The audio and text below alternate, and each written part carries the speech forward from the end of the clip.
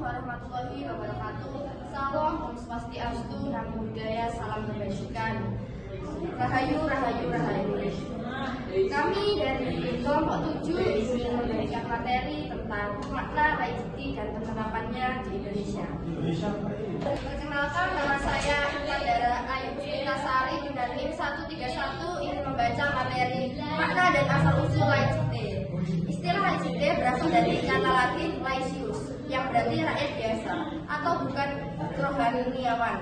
Dalam konteks modern, laicite berarti sekularisme khas Prancis, yaitu prinsip yang menegaskan pemisahan antara agama dan negara, serta netralitas negara terhadap semua keyakinan keagamaan. Konsep ini muncul dari sejarah panjang ketegangan antara gereja Katolik dan gereja negara Prancis. Pada masa sebelum revolusi Prancis 1789, gereja memiliki kekuasaan yang besar, bahkan mengatur pendidikan, moral, dan kehidupan sosial.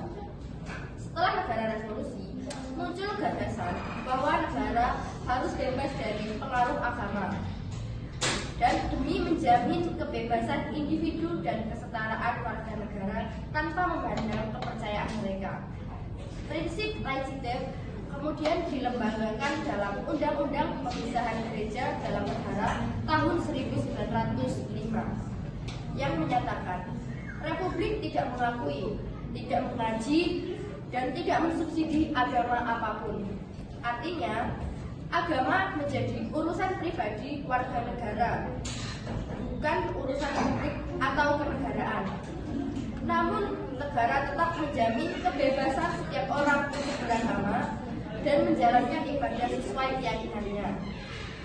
Perkenalkan, nama saya Putri Sarmali Haryanja dengan NIM 147. Di sini saya akan memberikan prinsip-prinsip utama laicite.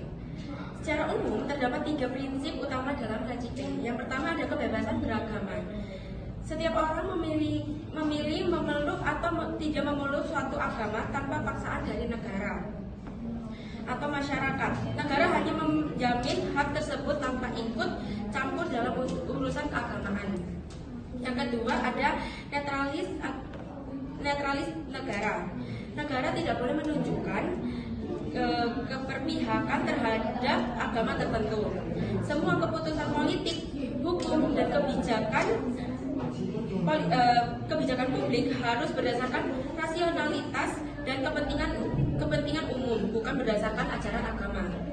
Yang ketiga ada pemisahan agama dan negara. Institusi agama tidak boleh mengatur pemerintahan dan sebaliknya. Negara tidak berhak menentukan doktrin atau aturan keagamaan. Dengan prinsip ini, laicite tidak berarti menolak keberadaan agama, melainkan membatasi pengaruh agama dalam ranah publik dan politik agar tercipta kesetaraan bagi semua warga negara. Perkenalkan, nama saya Albani Raidzaim dengan NIM 124. Di sini saya akan membacakan materi tentang penerapan laicite di Indonesia, mungkin atau tidak. Untuk menjawab pertanyaan ini, kita harus melihat karakter dasar negara Indonesia. Indonesia berdiri di atas falsafah Pancasila, dan sila pertamanya adalah ketuhanan yang Maha Esa. Sila ini menegaskan bahwa negara mengakui keberadaan Tuhan dan menjunjung tinggi nilai-nilai keagamaan. Negara bukan sekuler murni seperti Prancis, karena agama tetap memiliki peran penting dalam kehidupan berbangsa dan bernegara. Namun Indonesia juga bukan negara agama atau teokrasi, sebab negara tidak berdasarkan pada suatu agama tertentu, melainkan menghormati keberagamaan kepercayaan rakyatnya. Jadi posisi Indonesia bisa disebut negara religius pluralis, bukan negara sekuler. 1. Keterlibatan negara dalam urusan agama.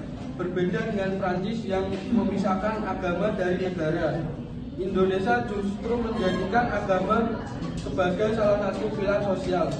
Hal ini tampak dari adanya Kementerian Agama yang mengatur pendidikan agama. pembinaan umat dan penyelenggaraan ibadah. Negara mengakui 6 agama resmi: Islam, Kristen, Protestan, Katolik, Hindu, Buddha, dan Konghucu. Pendidikan agama wajib diajarkan di semua jenjang sekolah. Banyak kebijakan pemerintah berlandaskan pada nilai-nilai moral dan ajaran agama, seperti dalam hukuman perkawinan, hukum waris, serta peraturan daerah yang mengandung unsur syariat atau etika agama. Semua hal ini menunjukkan bahwa agama tidak dipisahkan sepenuhnya dari negara Indonesia. 2. Konteks sosial dan budaya.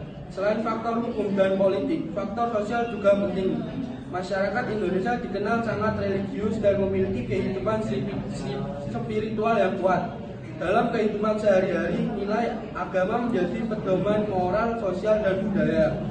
Jika prinsip laicity diterapkan secara ketat, misalnya dengan melarang simbol-simbol keagamaan di ruang publik, kemungkinan besar akan menimbulkan penolakan luas dan ketegangan sosial, karena bertentangan dengan identitas bangsa yang beragam dan menghargai perbedaan. 3. Alasan mengapa laicity tidak bisa diterapkan sepenuhnya. Bertentangan dengan Pancasila. Sila pertama mengakui peran Tuhan, sedangkan laicity memisahkan agama dari negara. Bertentangan dengan Undang-Undang 1945 Pasal 29 Ayat 1 menyatakan bahwa negara berdasarkan atas ketuhanan yang Maha Esa. Struktur masyarakat Indonesia multikultur dan religius, sehingga pemisahan agama dari ruang publik tidak realistis. Agama berfungsi sebagai sumber moral dan etika nasional, bukan sekedar urusan pribadi. Makna laicite adalah prinsip sekularisme khas Prancis yang menegaskan pemisahan total antara agama dan negara, serta menuntut netralitas negara dalam urusan keagamaan. Assalamualaikum warahmatullahi wabarakatuh. Perkenalkan, nama saya Helmilia Putri Wulandari dengan NIM 13125000152 dari kelas C. Namun, nilai-nilai laicite dapat diadaptasi. Walaupun tidak dapat diterapkan secara total, prinsip-prinsip dasar laicite dapat diadopsi secara selektif untuk memperkuat nilai-nilai keadilan dan toleransi di Indonesia. Misalnya, 1. Netralitas pemerintah terhadap agama.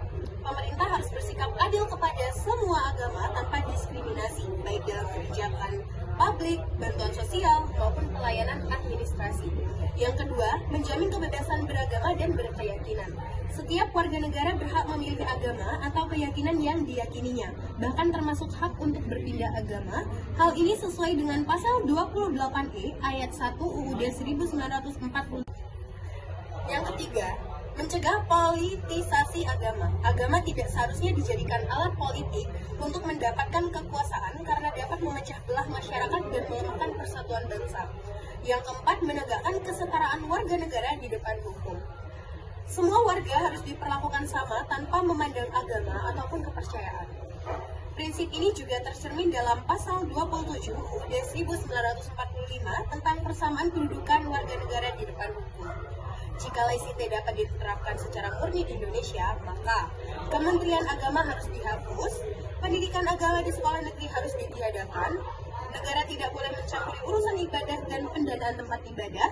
Namun, langkah tersebut akan menimbulkan guncangan besar bagi kehidupan sosial di Indonesia yang berakar kuat pada nilai ketuhanan.